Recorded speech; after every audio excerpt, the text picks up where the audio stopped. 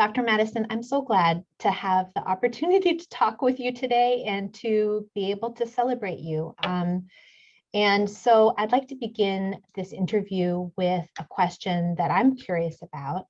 I'm really interested in your early work in theater in the Chicago theater scene and as a high school teacher, and what your journey was as you shifted and developed to your work in performance studies and in performance ethnography. Okay. I came to performance through the Black arts movement of the 60s, of the 1960s. And these included performances that were street performances, what we call now pop-up theater. It included a great deal of grassroots and community theater. It was about people coming together who were part of the Black arts movement, who were concerned about the war in Vietnam, who were concerned about issues of Black studies, the issues of our time, and who felt that performance was one of the most effective means of communication, to use the language of Black poetry, of spoken word poetry at the time, and made theater and made performance spaces in the most unlikely of places. And that was a way for us to communicate our politics, our identities, to be represented, and to feel that getting the message across to those folks across the Chicago area, across the world, really, we could bring our messages and our concepts of beauty and our artistry to them, where they may have been left out of certain theater spaces in the cities, or didn't have access to those spaces for monetary reasons or for cultural reasons. All right. So that was my initiation into performance. Okay. It was through the 1960s and the Black arts movement, and the war in Vietnam and the anti-apartheid movement in South Africa. I then went into high school, being a high school drama teacher, and I was actually the drama coach at Percy Julian High School on the far south side. While I was teaching drama in the high school, I maintained my affiliation with community theater through Ebony Talent Creative Arts Foundation and the Kuumba workshops. In the public school system, you teach 5 classes a day. You may teach from 25 to 30 kids a day. I mean, for each of those 5 classes, okay? So that's over 100 kids you teach every day. I was teaching English and theater at the time. And it was just an amazing tool for them, not only to be self-expressive through the kind of improvisational work we were doing, but after 10 years of teaching that hundreds of students, per day, the tentacles out of which they were able to express what they learned, all right, in the classroom and on stage, doing plays, doing ritual theater, performing their own personal narratives and histories, the way in which generations, so we're talking about 10 years of teaching these many students for generations and generations, filtered out into domains that one person can hardly imagine how many lives that touches. My students, my high school students are now 50. Some of them are 60 years old. They are grandparents and great-great-grandparents, and they still remember their high school drama class and what was learned there about themselves, about their communities, about issues of social justice, and how to make something beautiful that's also effective in people's lives. But after doing this for 10 years and being involved in community theater, I felt like there was something that was missing. and I couldn't name it. It wasn't that I wanted to go to school or I wanted to get a PhD or any of that. I just wanted to learn more about this thing I was doing called performance and theater. It was it was something that was purely intuitive, that wasn't well shaped. It was just a hunger. It was just a hunger to make what I was doing more complicated. And so I actually found this article about the work of Dwight Conquergood.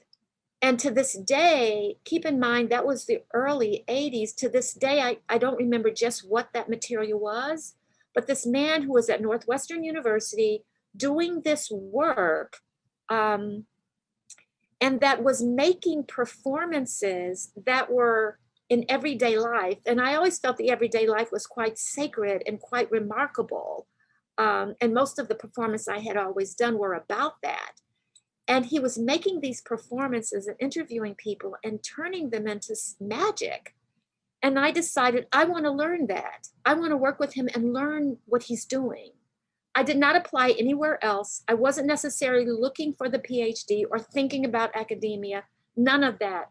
I was thinking about what I wanted to learn and how I wanted to change what I was already doing with performance into something more substantial.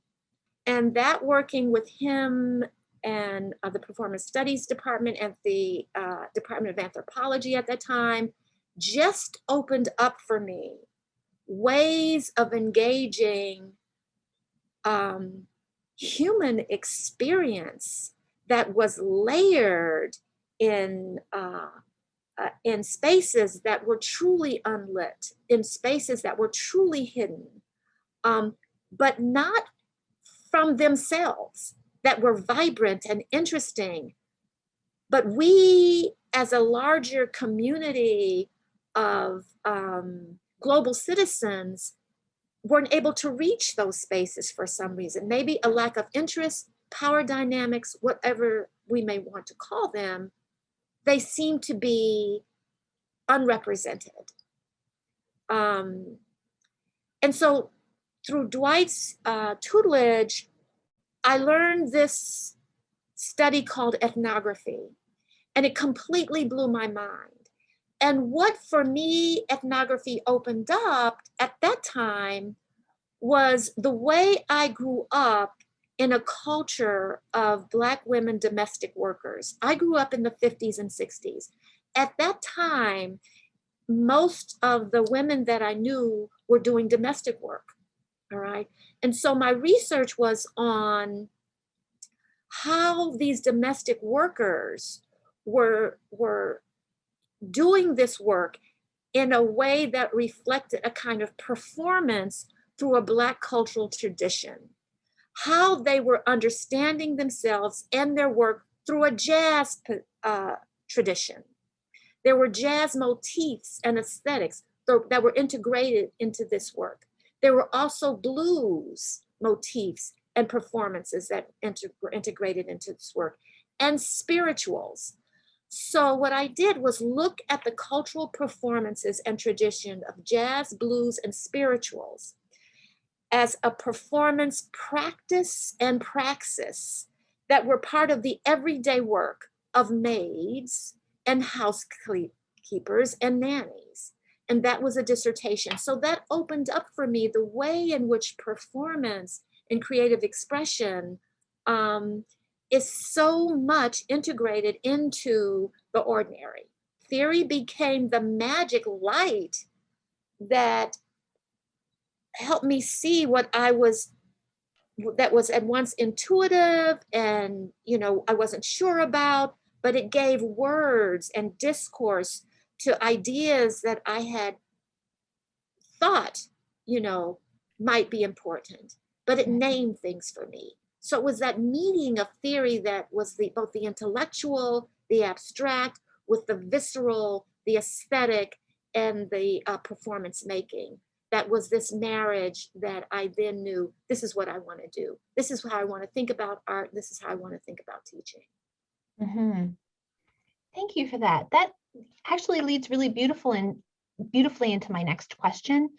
I'm really interested in performance ethnography as you learned it from Dwight Conquergood, and as you practice it and model it, and then also as you have taught others to practice both through your teaching and through your books like Critical Ethnography. How do you, through this work, incite and provide tools for theater and performance artists and scholars who themselves want to build a more just and ethical world?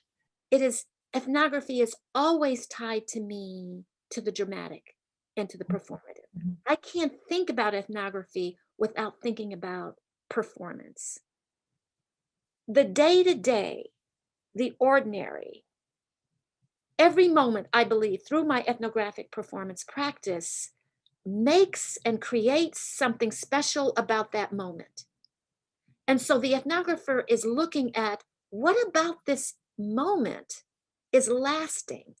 What about this moment that I see in the everyday speaks to itself in terms that may be conscious, may be unconscious, may be intentional, may be unintentional?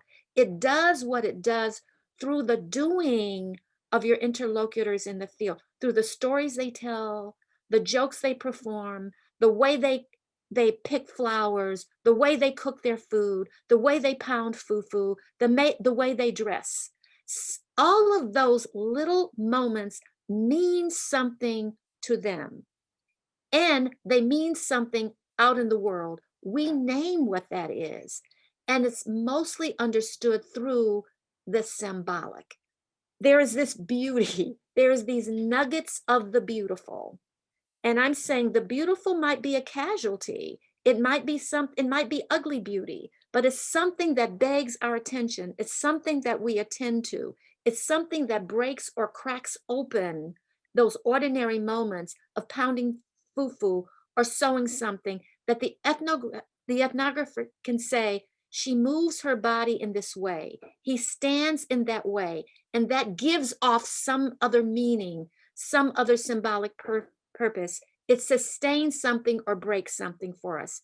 That's where theory helps me locate it and explain it.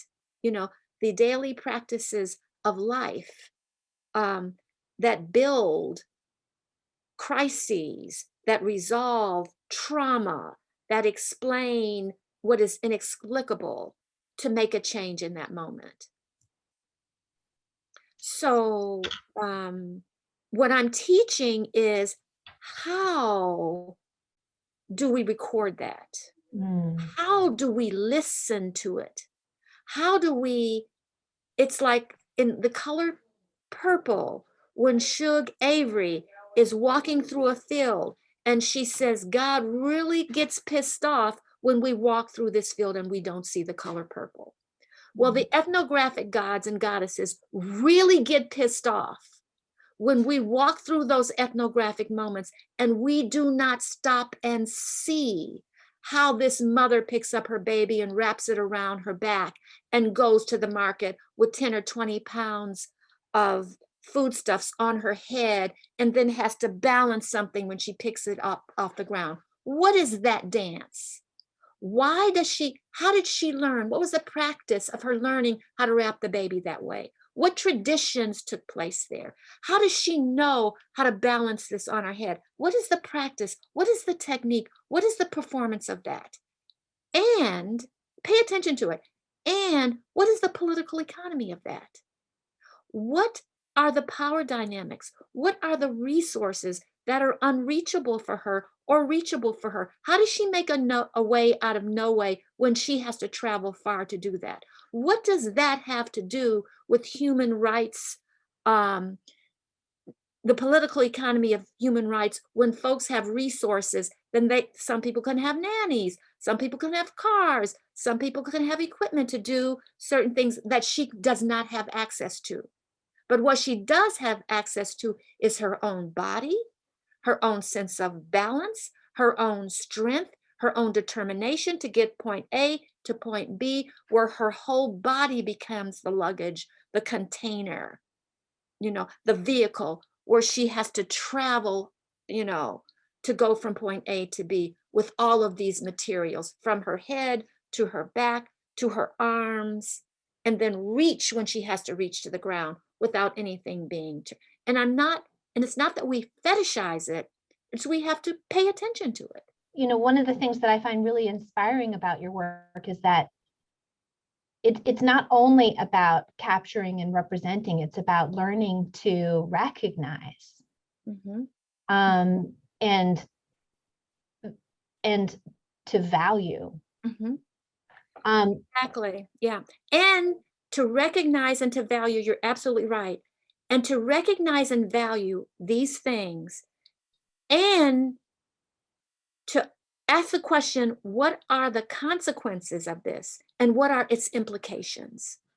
What are the implications of this woman in the way she employs her body as a carrier of many things? What are the implications of that? What causes that? What are the economic, political that causes her to make these choices? And what are the consequences of this?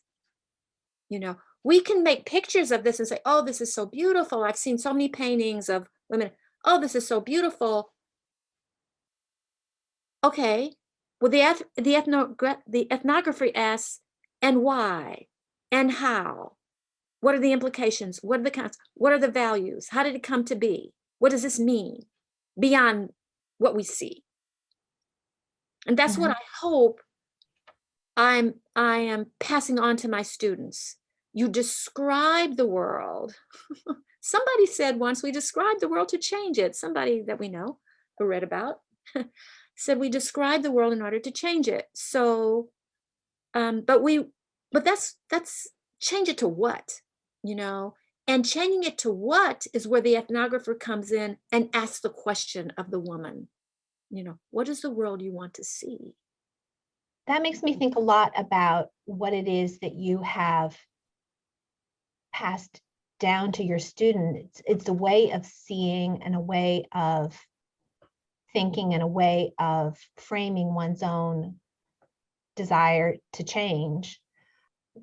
I'm most struck by the quantity of former students who felt deeply and truly listened to by you. And I'm moved by the fact that you spoke about, of all the things you could have spoken about in your award acceptance speech, you spoke about attention and deep listening and fighting the desire to steal attention and the need to hear and the need to see. How do you bring that to your students? How is that manifested in your philosophy of teaching?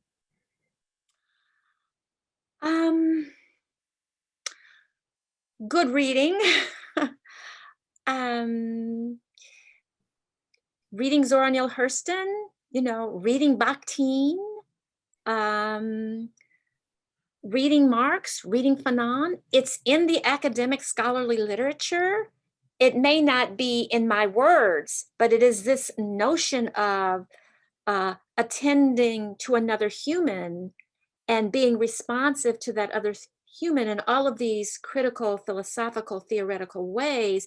And we talk about it, we talk about it in class. We talk about the theoretical of attending to, of listening to, especially in my post-colonial class, which were mostly students that were also in my ethnography class, but in my ethnography class as well.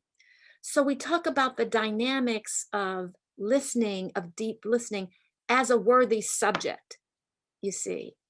So it's not, I hope my students understand that when we talk about being in the presence of another human being and listening to that other human being and feeling responsible for that other human being, all of that is a dynamic that we study, that we discuss together, that we debate together. It becomes a thing, first of all, it becomes a thing that is a study, that is a topic, that is deliberately talked about and studied. But it also needs to be a practice, right? It has to be a model with me. There's a way that we can read this as a discourse, but there's also, because ethnography is so much and teaching is so much a bodily presence, whether it's we're on screen or whether we're in the same room. I am here with you. I see you. I hear you. I have an affective engagement with you. You have an affective engagement with me. I guess the listening and the attending to is about the Diane Reeves quote. And anyone who's done any of my, read any of my work, I always bring this up. It's about taking a breath. It's about being still.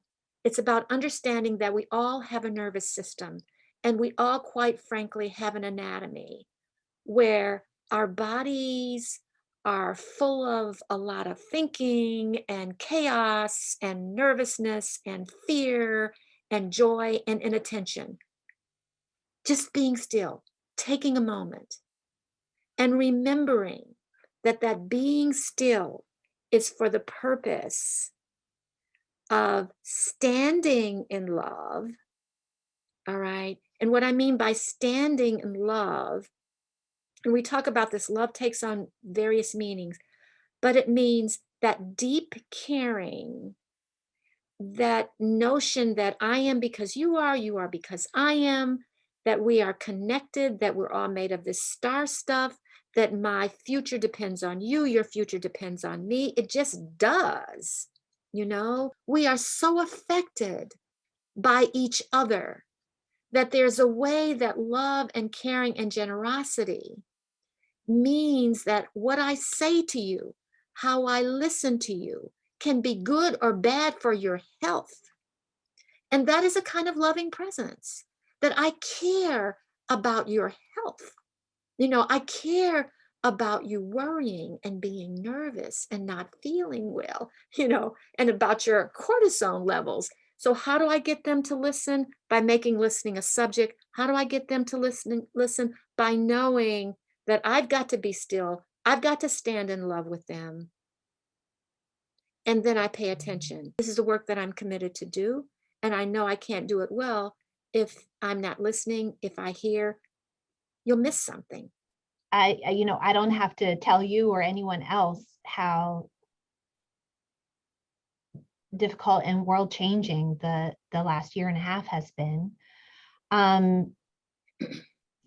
So in thinking about the anxieties and uncertainties and activism and change and all of the other feelings and actions that are happening simultaneously, what do you most want to say to early career scholars and artists of performance, of theater, of performance ethnography, across disciplines, in our current moment? Okay. There are a couple of things. It's so important to find mentors and comrades and colleagues. Don't do this work alone. It's really because the nature of the work is already work that demands you be alone, okay? At your computer, really, really nurture friendships and really nurture mentors, and know that being in a collective space and having connections is how you learn better. It's how you listen better. It's how you care about what you're doing better.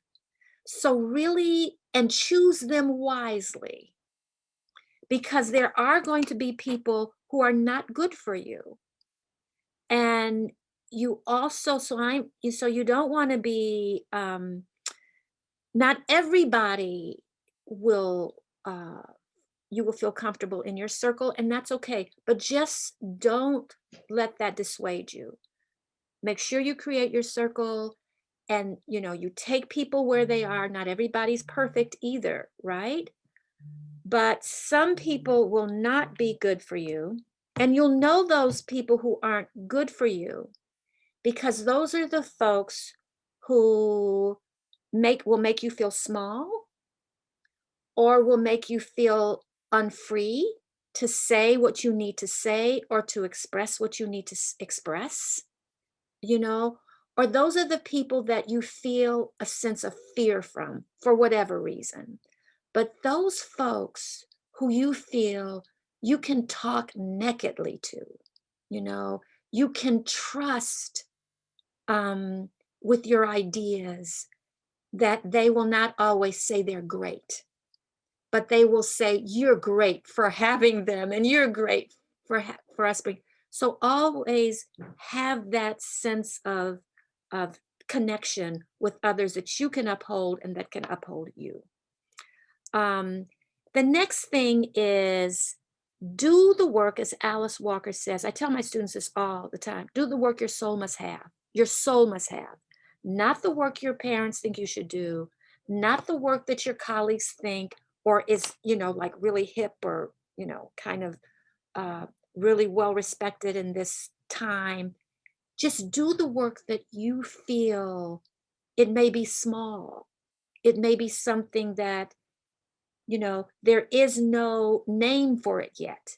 It's not recognizable yet, but it's something that interests you.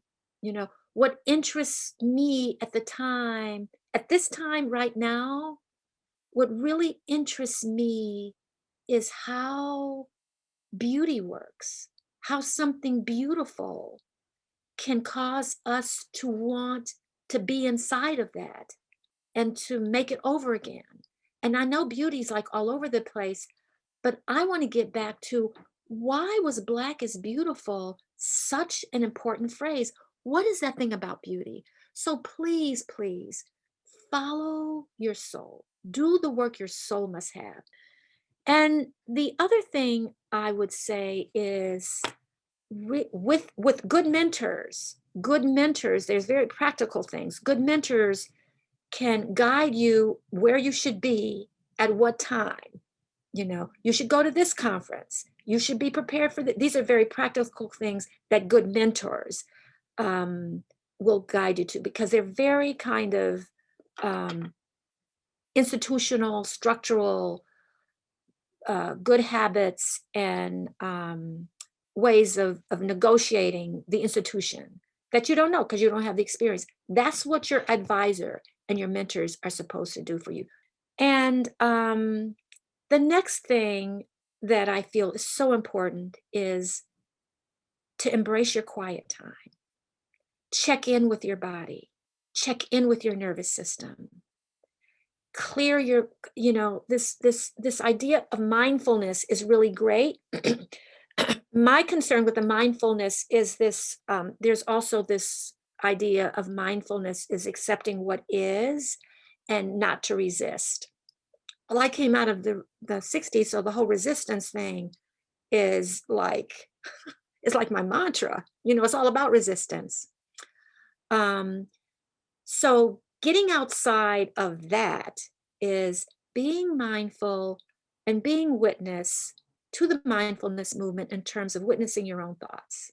It's really helpful to pay attention to what you're thinking, you know, and then know how to pay attention to that, and while paying attention to your own thoughts, you're listening to your body and how your body feels about those thoughts, and knowing you can jump outside of those thoughts and begin to share them with friends, share them with mentors, or just with your own self, and go down a different kind of a path, and taking good care of yourself.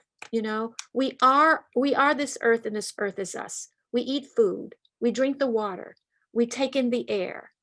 The air is us, the food we eat is us, So that means that you've got to take care of the planet, you've got to take care of your environment, because you're connected to that. You've got to eat a certain kinds of food, you've got to drink your water, you've got to do, and these are not things that people often talk about when they talk about, okay, what kind of future you want, what kind of scholarly future you want to be. But you can't be a future without a body.